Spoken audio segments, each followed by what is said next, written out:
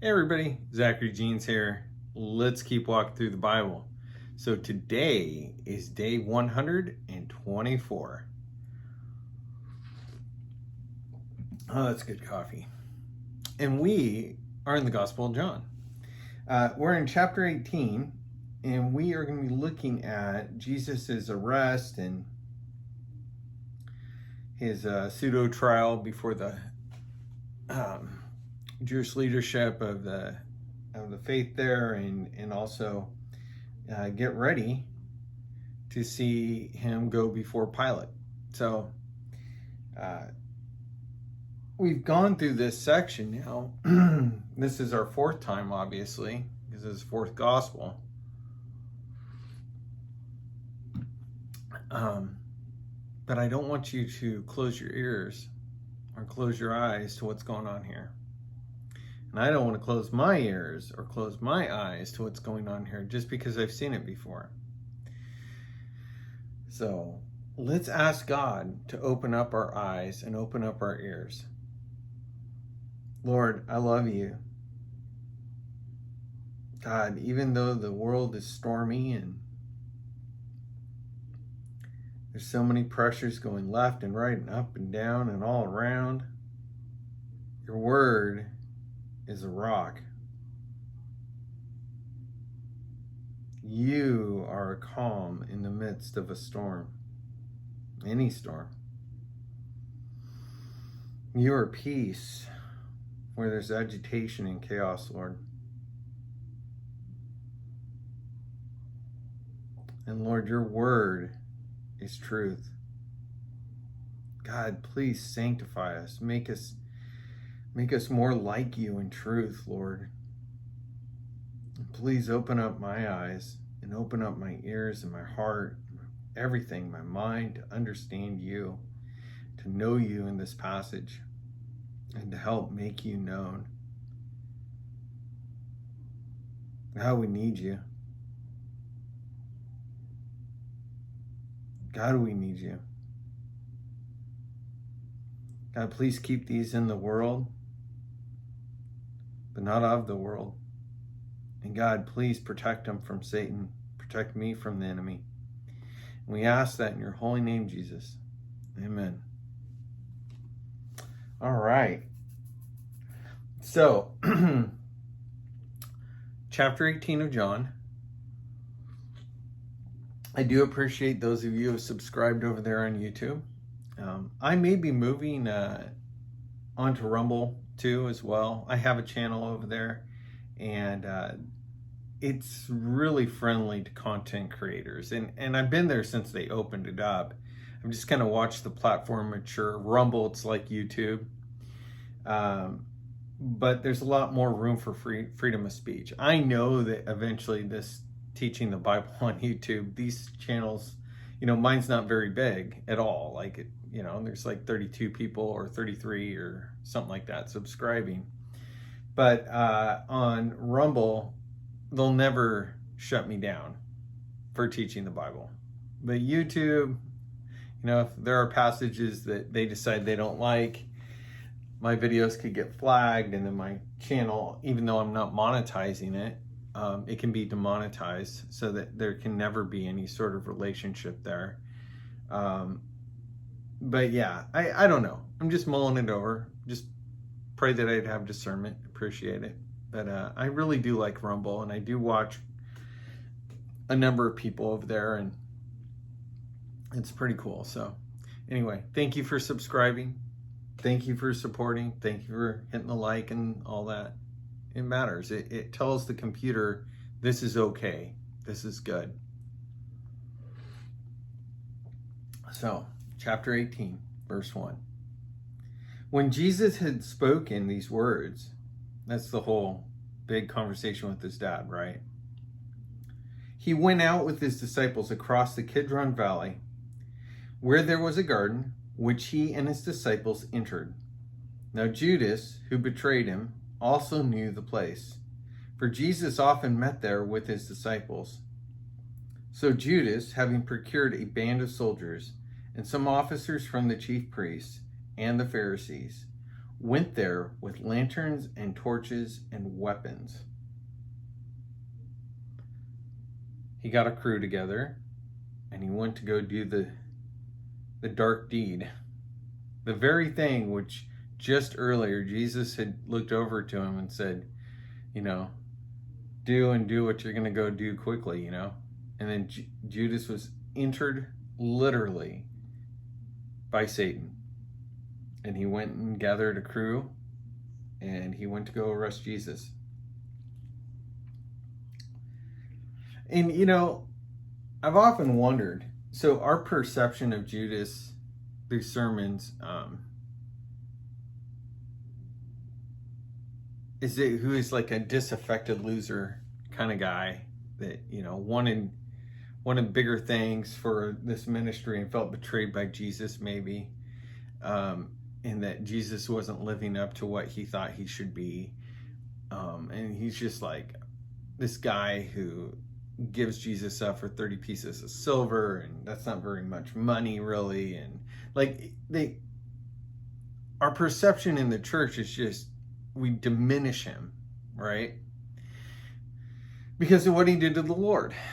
And I wonder if from Judas's point of view, if he thought that this was going to be a big deal. That his position, his ideals, his hopes would be realized in joining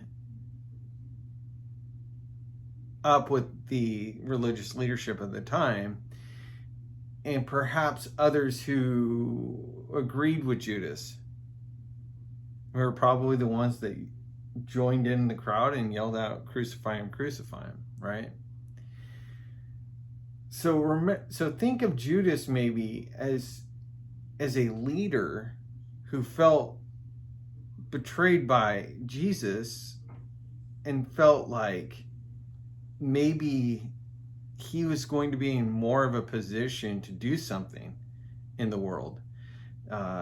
And that these chief priests and the religious leadership of the time, that they fed his desire and ego, thinking that, hey, not only am I getting paid to betray him, but like I'm being like fortified. I got people on my side. I got some soldiers. This is just the beginning. I wonder if he really thought that there was going to be something more. Because if he thought that, oh, hey, give me 30 pieces of silver, I'm going to go betray Jesus, and then you, the religious leadership and the whole structure of authority in Israel, is going to not only reject Jesus, but he's going to reject me. Do you think he would have done it? I don't think so. I don't think that's the way people think. I think he thought there was something more, and he didn't get it. So if you are being tempted, literally, by spiritual context, as well as circumstantial context, to betray truth and love because you think it might turn into something more, probably not. Almost always not. In the NFL, all you get is the guaranteed money in your contract. Doesn't matter how big that contract story is in the news. It says $245 million over 5 years, and you're like, oh my goodness, how could they pay somebody that much money? Well, trust me, they don't. They only pay the person what they almost always it's what the guaranteed money was. And then some of those incentives might get paid. But so like Judas probably thought he had a 5-year contract for, the equivalent of leadership and opportunity, and he was going to rise up, and all these people who felt kind of like, betrayed by Jesus because he didn't come in and overthrow the Romans. So they screamed out, "Crucify him, crucify him." Judas's only guaranteed money was the 30 pieces of silver. Not only that, but it didn't really do him any good because he ended up hanging himself. Anyway, long story short, I don't think Judas thought of himself as a failure, and I don't think he thought he's going to go commit suicide, and I don't think he thought that these people were going to betray him. I think he thought that he was going to be enabled and empowered and to lead. But evil people don't like to share their authority and power. They like to use people, and they used Judas. Jesus, knowing all that would happen to him, came forward and said to them, "Whom do you seek?"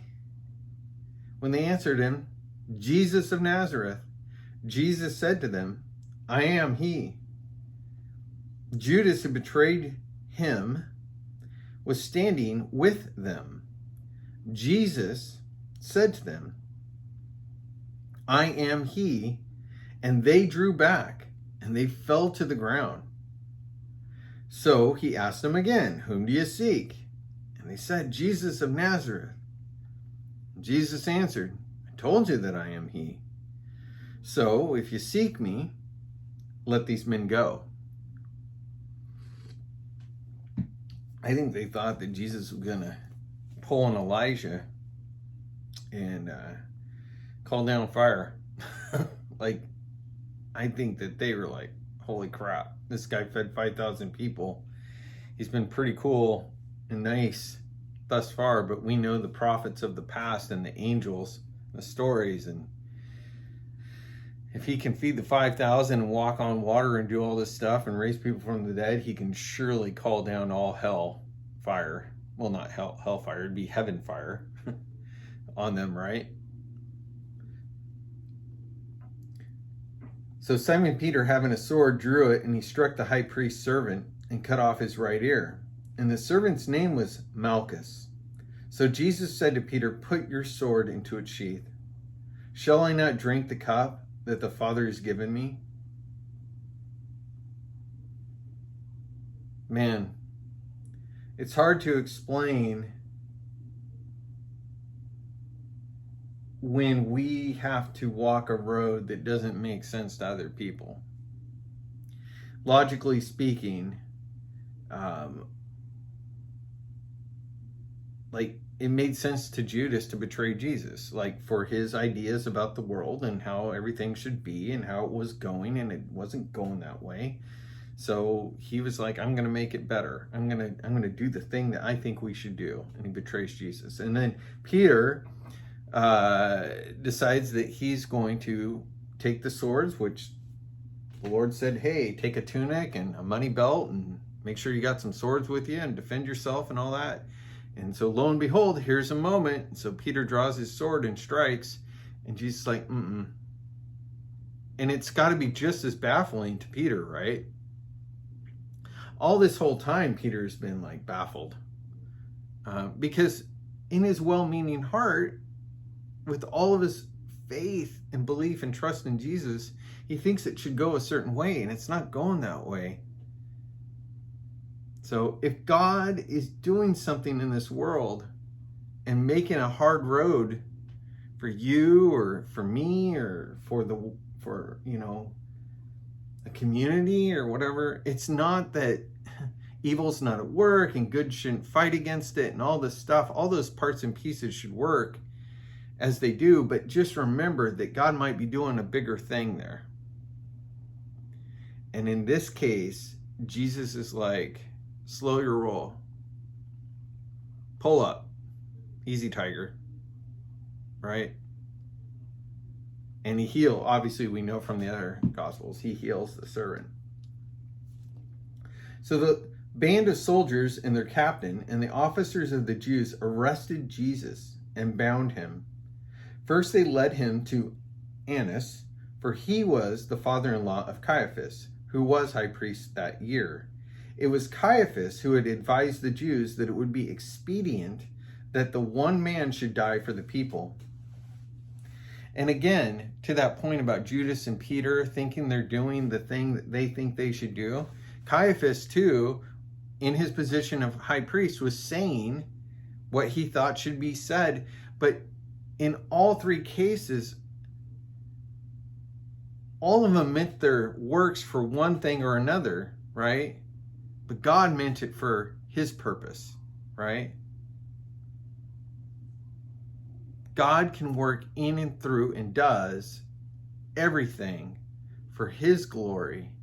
He's working with broken, sinful, without any of his grace, would otherwise fall into an oblivion of destructive fire and anguish.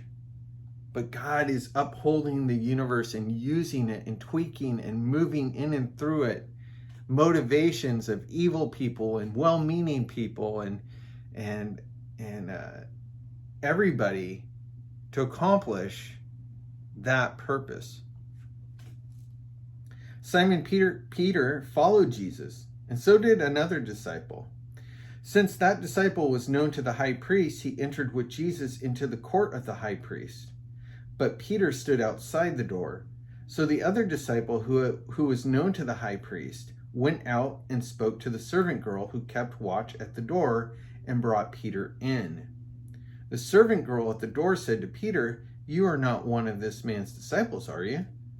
He said, "I'm not." Now the servants and the officers had made a charcoal fire because it was cold, and they were standing and warming themselves. Peter also was with them, standing and warming himself. Man, I love a fire. If I had a dream job, it would be to live in a place that had enough woods around where nobody would care that I had a campfire going, and I could sit by the fire and talk to people about the Lord.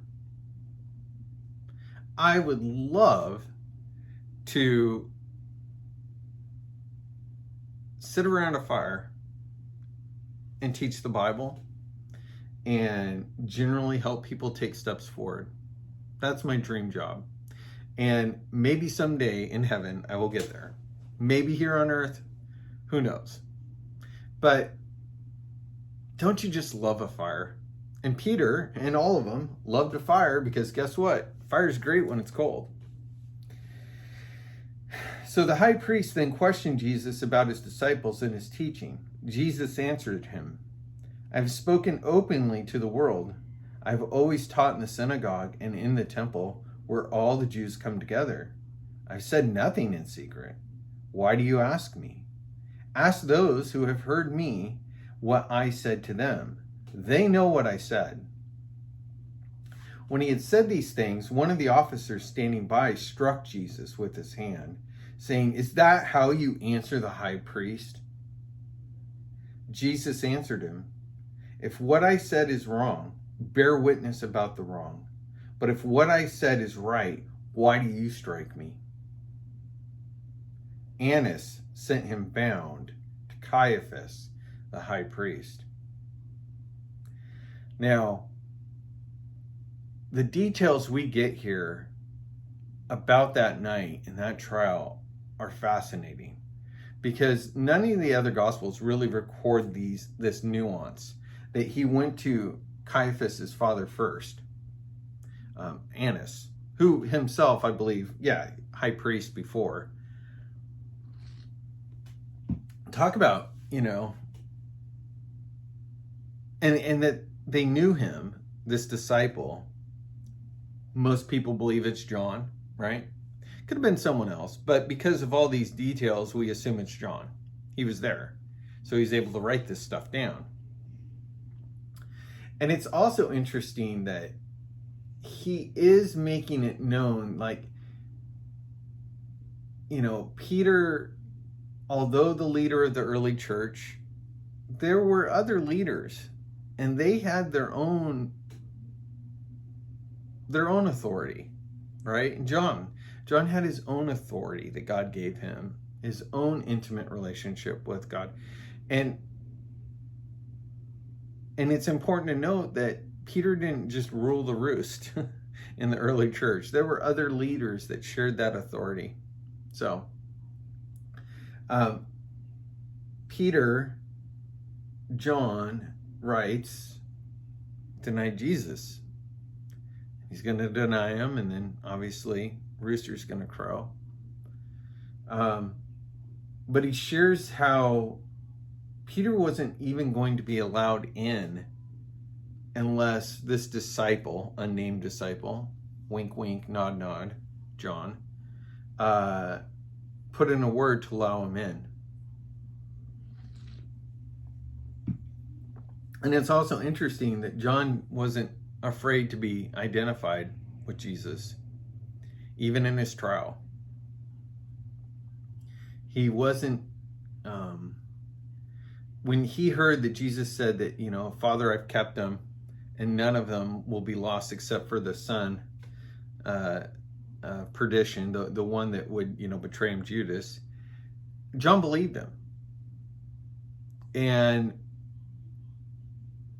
so he's walking without bold claims, walking with Jesus all the way.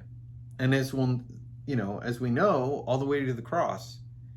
He stood there with Mary, the mother of Jesus, and some of the other women who didn't bail on Jesus at the cross. And Jesus ends up, saying, mother your son and son your mother, and John, please take care of mom.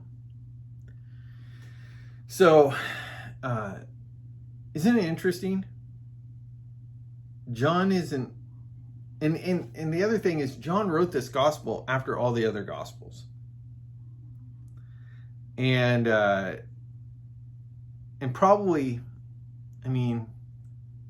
because of Peter's death and when he died, it's likely this gospel was written after they died. So it's also, he didn't want to spill tea, right? He wanted to gossip it. But at the same time, he needed to tell these stories to set the record straight. Just wandering around some of these concepts, right? Isn't it interesting the way that John, when he wrote it and how he wrote it, and let people know, hey, there's one more to the story. I've been reading the other Gospels, Mark and Luke and Matthew, and I got a couple stories you probably haven't heard. Man. And John will tell us that there, aren't enough books or scrolls in the whole world to record everything that Jesus said and did. And man, wouldn't it be great to hear more stories? Thank God we got the ones we've got. Anyway. Now, Simon Peter was standing and warming himself.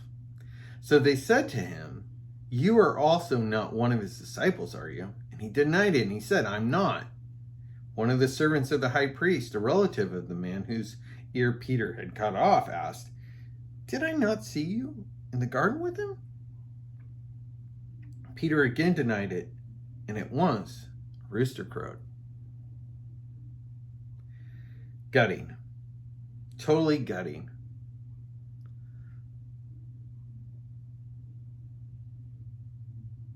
John doesn't let Peter off the hook in this story.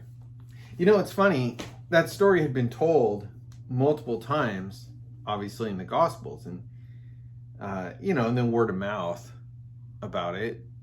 Why? But it's always important that story ends up, that even those who valiantly were willing to raise a sword and possibly be killed in defending the Lord Jesus here on earth, right?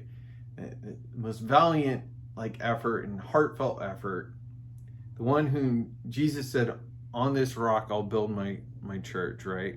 On Peter, on his faith, basically. This concept of being the one to declare you are the Son of God. You're not a prophet, or you're not just a teacher or a resurrection of somebody else. You are God in the flesh. And Jesus is like, you are the kind of faith I'm looking for, Peter.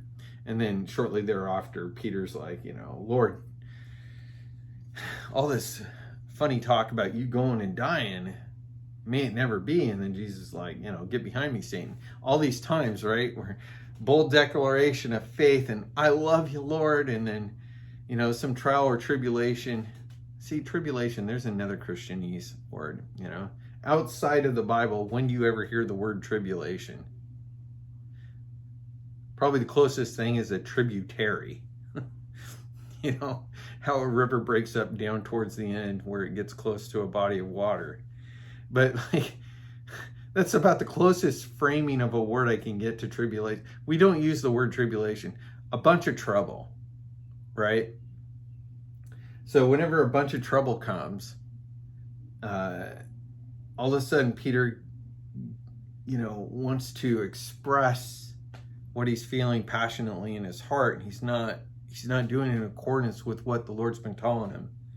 Whereas, it's interesting, John, without naming himself, did sort of do what the Lord wanted. He walked with the Lord all the way up and into the actual father of the high priest and former high priest room for the initial pre-trial. And he even got Peter in, even though Peter was acting like a fool and cutting people's ears off, right? And did him a solid. And then it shows here at the end where, lo and behold, we're recording the story of Peter denying. So what's the point? The point is, be kind to yourself. Don't deny. If you screwed it up, whatever it is, don't deny that. Don't lie to yourself. If it's whatever you've done is wrong, right? John didn't hide, none of the Gospels hid what Peter did here. So don't deny it. Don't cover it up with language, excuse yourself, and so-and-so said this to me, so I feel justified in saying that to them. And we do that all the time. I do it all the time. Boy, if I have a bad customer in driving Lyft, whoa, talking to the Lord about it, and just mad, this and that. And but I've learned I gotta let it go. Gotta admit it, stop, pray for the person, and move on. But man, if you've done wrong, the Bible doesn't hide Peter's wrong, right?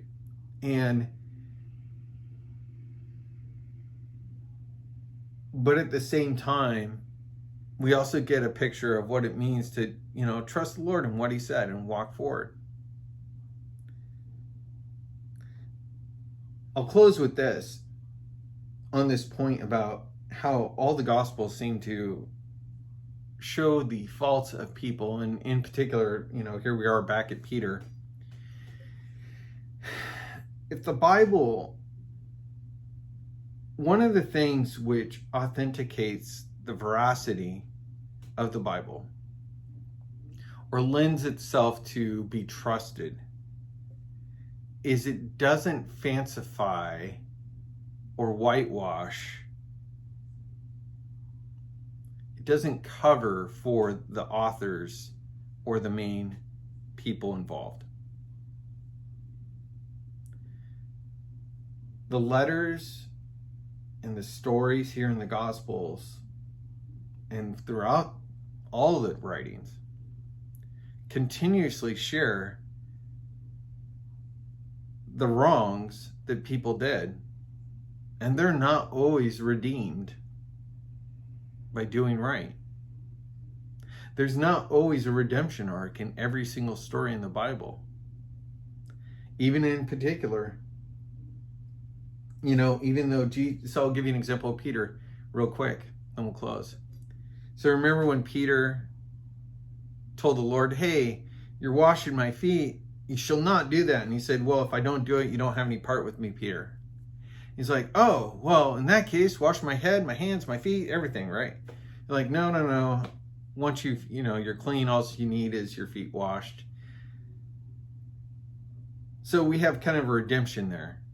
It's like, oh, hold on, Peter. But that whole story about get behind me, Satan, it's interesting. We don't really see a redemption arc at the end of that story. There is a sort of Jesus said that and just left it. And it took Peter a bit to get over it. It took all the disciples, every time he would rebuke them, it took them a while.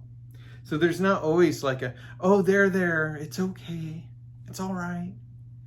Sometimes these things sting. And in this case, this moment, when Peter denies him, we know he left and wept bitterly.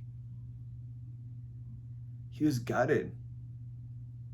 But it was on his faith. It was on the fact that Jesus prayed for him, that even though Satan was going to sift him like wheat in this moment, he prayed for Peter, that his faith, that he would pass through.